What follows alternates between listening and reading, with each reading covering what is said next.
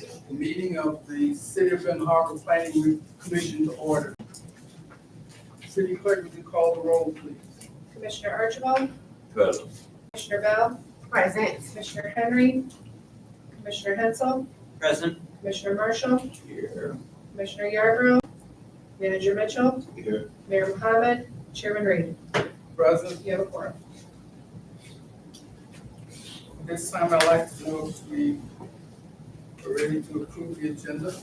Any changes? I make a motion that we approve the agenda with one change. What is the change? It's just that there was an omission. I'm marked absent, but I'm also making a motion to approve the 24 minutes. I mean, the meetings, 2024 meetings. Okay. I did arrive late, but that is not noted. It is. In the minutes, up at the top. I was in the minute where, Up at the top where it says present. in the In minutes. the meeting minutes, December 5th. Arrival 5:39. Oh, yeah, I see it now. I'm sorry, I didn't see it. Oh, yeah, okay, all right, thank you. So I'll make a motion that we approve the minutes as presented, the agenda as presented. Supported. Commissioner Marshall made the motion, supported by Commissioner Bell. Any discussion? Call the roll, please. Manager Mitchell, Yes. Commissioner Archibald, Yes. Commissioner Bell, Yes. Commissioner Hensel, Yes. Commissioner Marshall, Yes. Chairman Reed. Yes. Motion carried.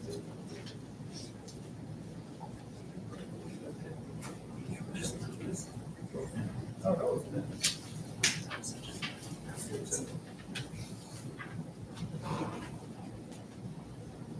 We get ready to approve the minutes. Yes. Okay. I make a motion that we approve the minutes from our December 5th meeting. I second. Motion is made by Commissioner Hensel and supported by Commissioner Archibald. Any discussion? Changes? Would you call the roll, please? Manager Mitchell, Yes. Commissioner Archibald, Yes. Commissioner Bell, Yes. Commissioner Hensel, Yes. Commissioner Marshall, Yes. Chairman Reed. Yes. Motion carried. This time I'd like to open the meeting for public comment. Do you have anything you'd like to say? 3 minutes. State your name, please. My name is Commissioner Isom, 285 Hastings. I just want to say how great a job this planning commission has been doing throughout this last year and getting pushing the development and moving the city forward. So thank you. Keep up the good work, and it's going to be a lot of things coming in front of you. So thank you so much for the work you're doing now. Thank you. Any additional comments? Hearing none, we will close the public comment session and move on to new business. At this time, we'd like to have a discussion of the Martin Luther King Monument Project design. This has already been previously approved by the City Commission, but we want to do a vetting to make sure that there's nothing in the design that might jeopardize the public or people visiting the monument. Yes, again, I'm Commissioner Isom, and I'm the co-chair of the Ben Harbor side of the Unified Civic Monument Project. And at the last commission meeting, we had some updates on the design, and some of the commissioners had some questions about measurements and heights and diameters. So we went through and pointed out, highlighted those measurements and height dimensions and diameters. I don't know if you have the packet in front of you. It's kind of small. I don't know, Clerk Moore, could we get this on the screen? Do we have something that we can? And I also have the designer here, group bound here, and a member of the Unified Civic Monument Group, Mike Houston. So we been working diligently on trying to get this moving. I know it's a major project and, we got a lot of support. We almost finished with our fundraising and so.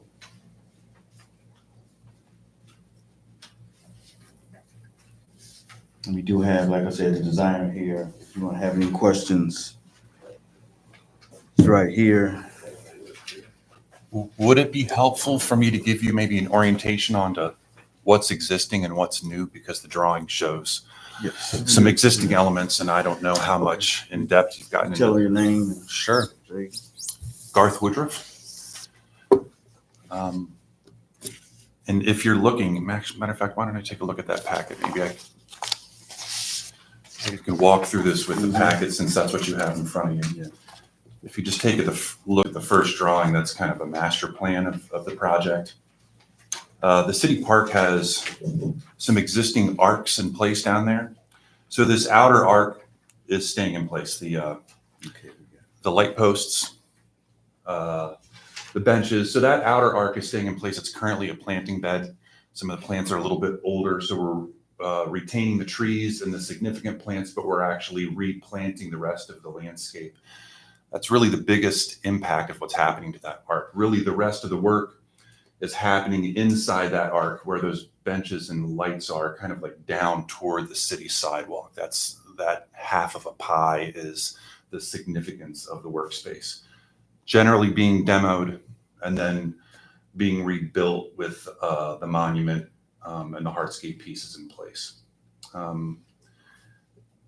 We have double-checked utilities at this point with all of the utility companies as well as the city. And from what we can tell, everything's out in the street or underneath the sidewalk. There's nothing underneath this that stood out from any of the utility companies. And there's brick existing. We're pulling all of that brick up, building that monument area. Most of it's out of concrete and granite. And then the space between the inner arc and the outer arc, that's going back in with the existing brick, but it's all getting relaid. Why take it up and leave a messy brick? So we kind of thought we'd just kind of redo that whole park area in there. The significant pieces, I would say, are probably the granite wall, the granite table and stools, and then, of course, the statues that are being built by the artists from the West Coast. The granite wall is 9 foot tall, has a window in it. It sits down in a concrete key that's 42 inches in the ground. The granite work is being done by St. Joseph Granite, which is the local granite company here, but we've consulted 2 different granite companies in the design and build of this. The table's granite. Off the top of my head, I want to say 8 foot, maybe it's 9 foot in diameter. I think it's 8. I think 8 foot in diameter.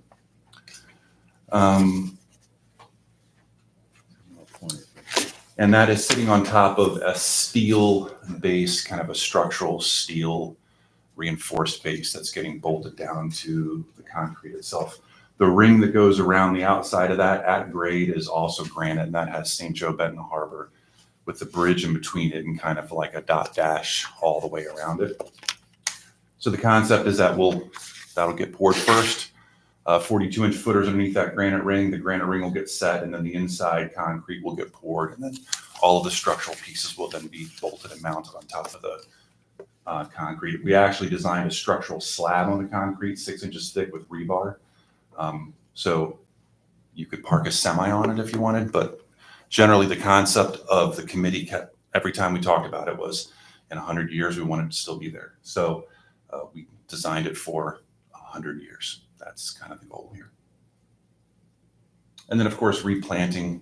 Those curbing will get redone with the same exposed aggregate as what's existing out there, but to the new shape. And then replanting the inside of that. It has in-ground lighting so that at night it's not only safe, but I think something that stands out to the community as they drive back and forth. And the statues are bronze. Question. You mentioned statues more than once. How many statues are you talking about? Dr. King is the primary statue, and then there's a young child pushing a bench to have a seat at the table. So there's two statues on this property. Commissioner, I was watching the commission meeting Uh-huh, when this subject came up. yes.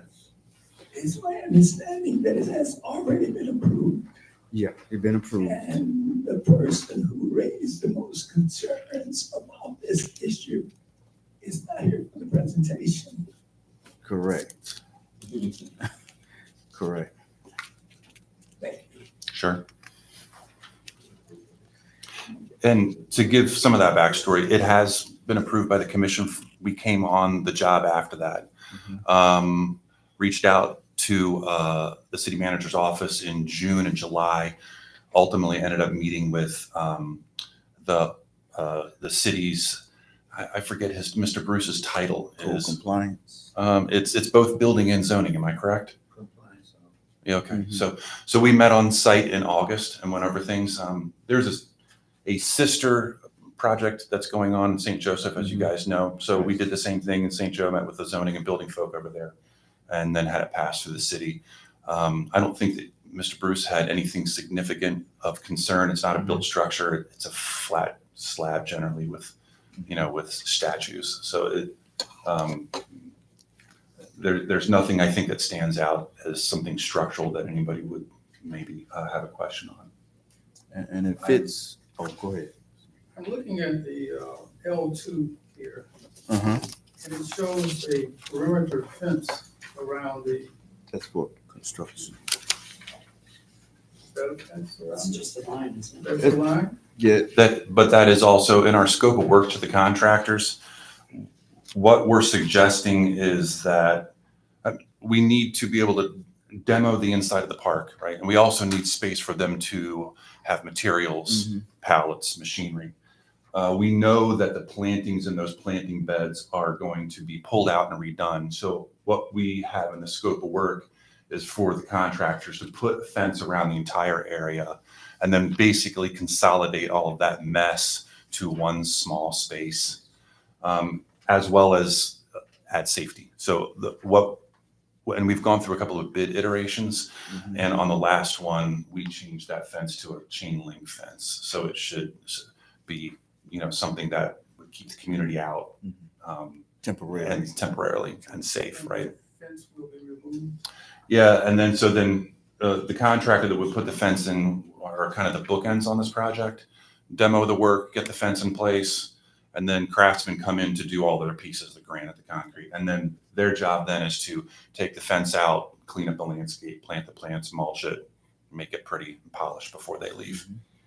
Now, this granite wall, you say you're gonna anchor it 42 inches in concrete, Yes, balance it, how tall is it? 9 foot 9 foot mhm, above ground? above ground.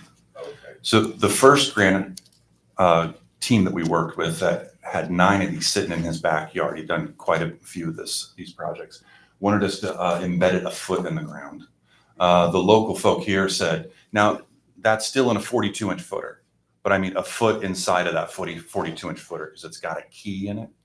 The local folks said 2 foot, so we designed it at 2.5 foot inside of this 42-inch concrete footer that's steel reinforced, and it has, and if you, let's see, maybe it shows it on here, the key system, because it would be much more helpful if, and I know that we have it on one of these drawings. The question is which one of these drawings is it on?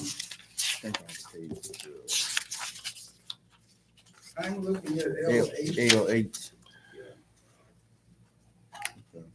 Quote wall.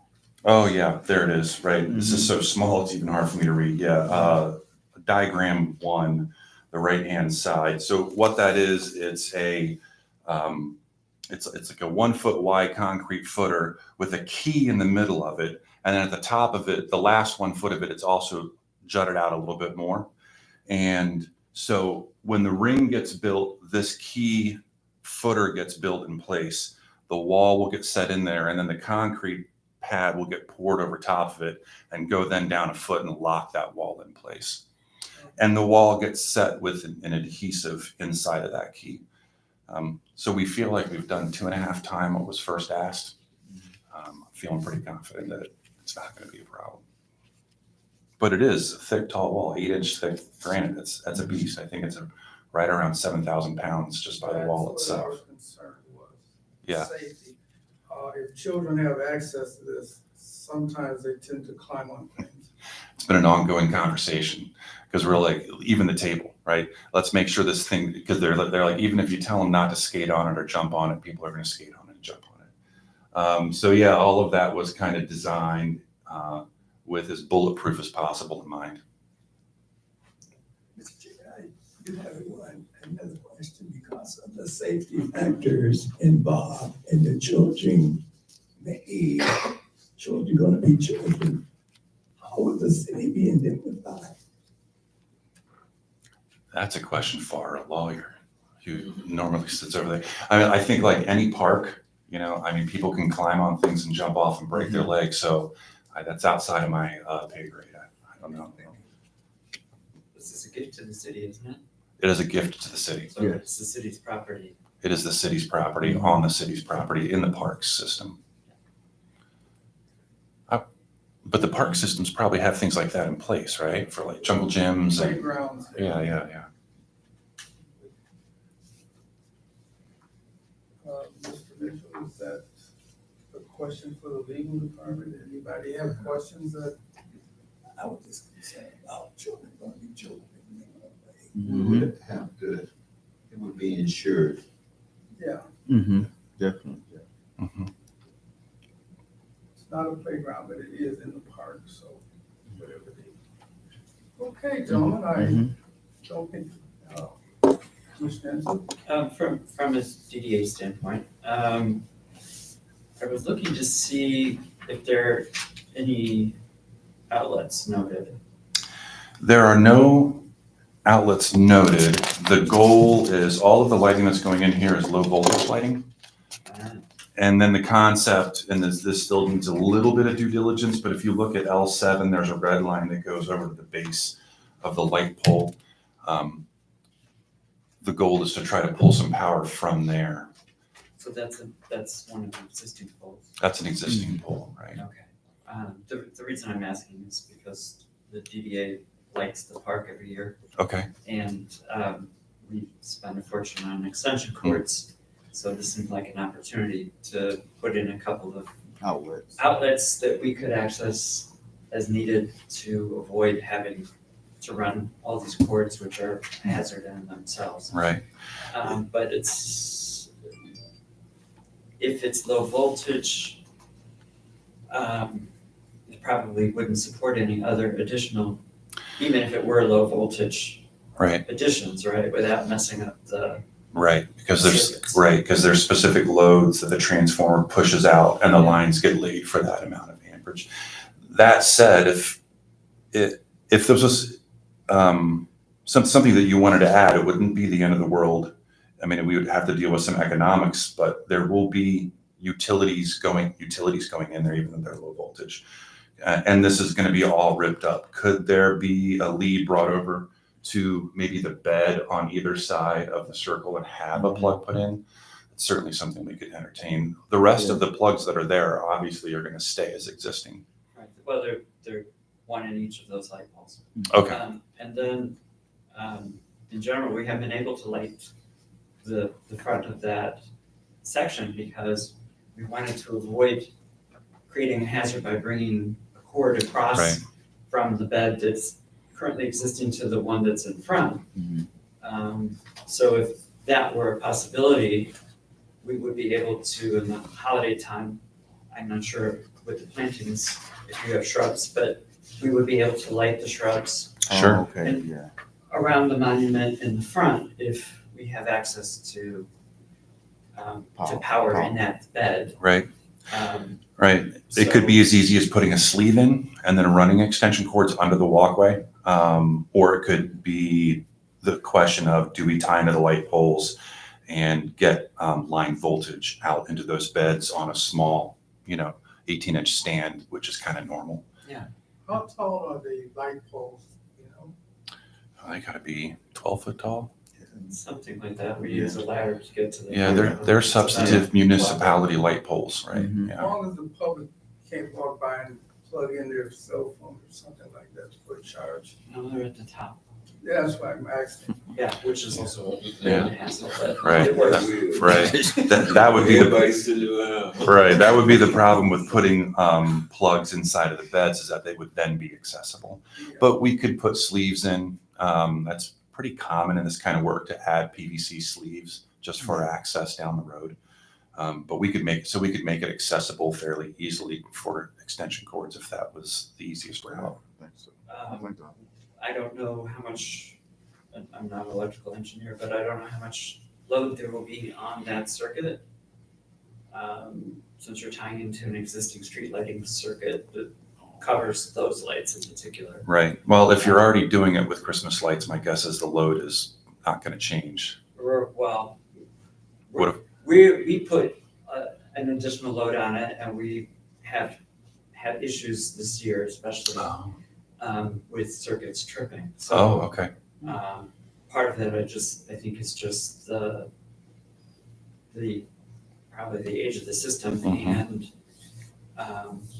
we don't know for sure what the breakers are, if they're Right. 20 amp or 30 amps for the circuit. So I know. maybe there's some way we could talk about this offline and Sure. sort that out then. Mm-hmm. Yeah. Because it would be improvement for the entire community then to have amenities buried in among the things that you're doing. Mm-hmm. Sure. Get it done now while we can. That's one of the benefits of the low voltage lights, is that they draw very, very little. You know, we've got not even a dozen. If they're drawing 3.5 watts, I mean, that's not even a light bulb, right? Yeah. And we're lighting, this year, we're lighting the perimeter of the park. Mm-hmm. That's all low voltage. Okay. But that's also powered, the front of it is powered from those outlets and the poles there. And this will be too. Okay. Thank you. Sure. Any additional questions from the commissioners? Gentlemen, thank you for your Thank you. presentation. Thank you for your I time. believe that most of the questions that we have been answered. As we indicated earlier, this has already been approved. The planning commission will forward that information to the full commission that we believe we have a safe project here they can proceed. Thank you. Keep up the good work. Thank you. Thank you. Thank you, Commissioner. Thank you, God. Absolutely. This time, I'd like to move on to old business, monthly absence report. Commissioner Henry informed me that she would not be available, but she would not be in attendance today. One other issue concerning absence report, city manager, did we ever get the response from legal as to the status of Mr. Yarrow? No, she's working on that, Okay, yes. okay. Any questions? Okay, I'd like to, there's none, do we have any comments from the commissioners? Commissioner Hensel? Could we, it's not on the agenda, but just talk briefly about training? Training dates. Just to kind of get it out there. We need to add it to the agenda. Yes, we would have to add that to the possibility here that there's going to be some questions that will involve our perhaps motions. Does the planning commission have a budget for training?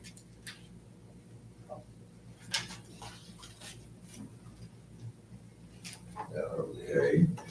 Several of the commissioners have indicated that some of the training that we might benefit from would require travel. I've actually seen some that are quite a distance away, so there's a potential that we might actually have to spend the night to avoid excessive travel.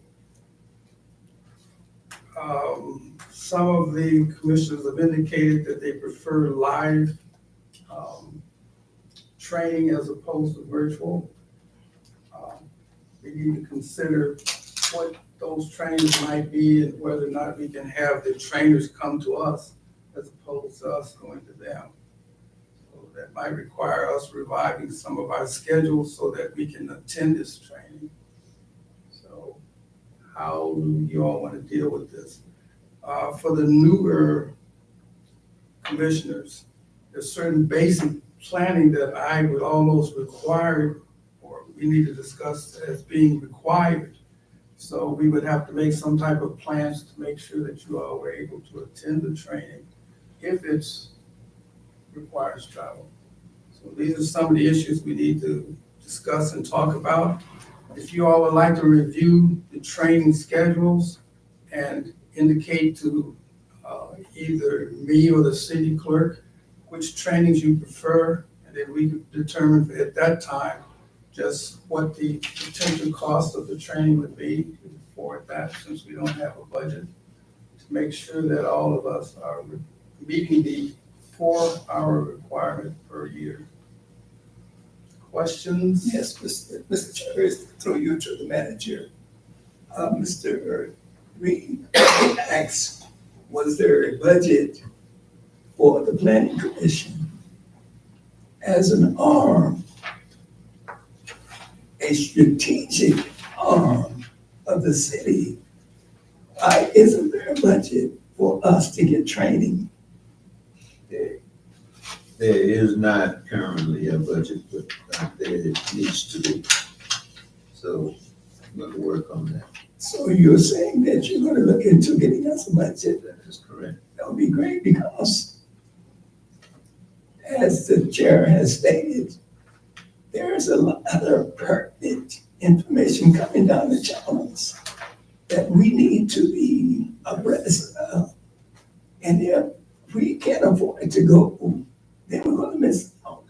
Totally. Me, I'm not gonna spend $400 or $500 to go get training for this committee.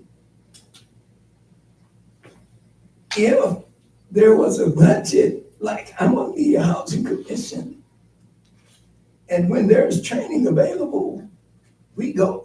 We have a budget for the housing commission to go get the training they need, because everything is changing.